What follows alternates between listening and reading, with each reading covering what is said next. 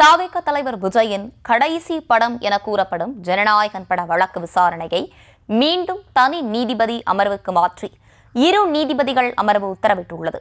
நீதிமன்ற விசாரணையிலேயே மாறி மாறி ஜனநாயகன் படம் பந்தாடப்படும் நிலைகள் படக்குழுவுக்கு இருக்கும் வாய்ப்புகள் என்னென்ன, எப்போது ஜனநாயகன் படம் ரிலீஸ் ஆகும் என்பது குறித்து விவரிக்கிறது இந்த செய்தி தொகுப்பு. விஜயின் கடைசி படமான ஜனநாயகன் படத்தை ரிலீஸ் செய்ய முடியாத அளவுக்கு அடுத்தடுத்து சோதனைகள் வந்து நிற்பது அவரது ரசிகர்களுக்கு வருத்தத்தை கொடுத்திருக்கிறது.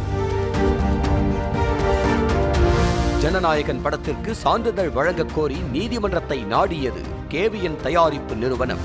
வழக்கை விசாரித்த தனி நீதிபதி பி.டி. ஆஷா ஜனநாயகன் படத்திற்கு உடனடியாக சான்றிதழ் வழங்க உத்தரவிட்டார்.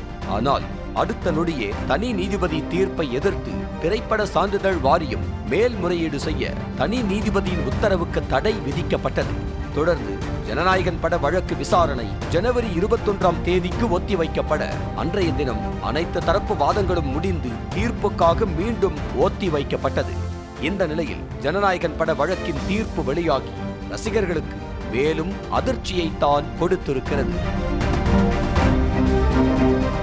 அதாவது ஜனநாயகன் பட வழக்கு விசாரணையை மீண்டும் தனி நீதிபதி அமர்வுக்கு மாற்றப்பட்டுள்ளது. பதில் மனு தாக்கல் செய்ய கால அவகாசம் வழங்கவில்லை என்ற திரைப்பட சான்றிதழ் வாரியத்தின் வாதத்தை ஏற்று மீண்டும் தனி நீதிபதி அமர்வுக்கே விசாரணைக்கு அனுப்பி வைத்துள்ளது.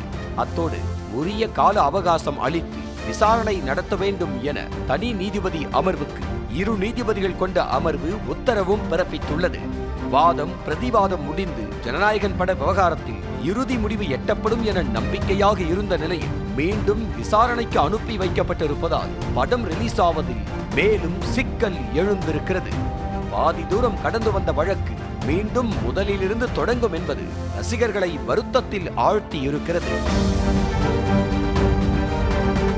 இந்த நிலையில் ஜனநாயகன் படக்குழுவுக்கு முன்பாக இருக்கும் வாய்ப்புகள் என்னென்ன என்ற கேள்வியும் எழுந்திருக்கிறது. தற்போதைய சூழலில் 2 நீதிபதிகள் உத்தரவை ஏற்று தனி நீதிபதி அமர்வில் விசாரணைக்கு செல்லலாம். ஆனால் கேவிஎன் தயாரிப்பு நிறுவனத்தின் மனு மீது பதில் மனு தாக்கல் செய்ய குறைந்தது 2 அல்லது 4 வாரங்கள் வரை திரைப்பட சான்றிதழ் வாரியத்திற்கு அவகாசம் கொடுக்க வேண்டும். அதற்கு பிறகு வழக்கின் விசாரணை நடந்துதான் உத்தரவு பிறப்பிக்கப்படும் என்பதால் படத்தை ரிலீஸ் செய்வதில் சிக்கலுக்கு மேல் சிக்கல் எழுந்திருக்கிறது. இன்னொரு பக்கம் 2 நீதிபதிகள் அமர்வு தீர்ப்பை எதிர்த்து உச்சநீதிமன்றம் செல்ல கேவிஎன் நிறுவனத்திற்கு வாய்ப்பு உள்ளது. ஆனால் உச்சநீதிமன்றம் சென்றாலும் மனுவை விசாரணைக்கு எடுத்து விசாரித்து உத்தரவு பிறப்பிக்க குறைந்தது 3 முதல் 4 வாரங்கள் ஆகும் என்பதால் அதிலும் படக்குழுவுக்கு சாதகமான சூழல் இல்லாத நிலையே நீடிக்கிறது. அப்படி இல்லை என்றால் மொத்தமாக வழக்கை திரும்ப பெற்றுவிட்டு திரைப்பட சான்றிதழ் வாரியத்தை நாடி மறு ஆய்வுக்கு ஒப்புக்கொள்ளலாம். இதிலும் படக்குழுவுக்கு உடனடி தீர்வு கிடைக்காது என்ற சூழல்தான் உள்ளது. ஏனென்றால் 9 பேர் கொண்ட மறு ஆய்வுக்குழு அமைக்க 20 நாட்கள் வரை ஆகும்.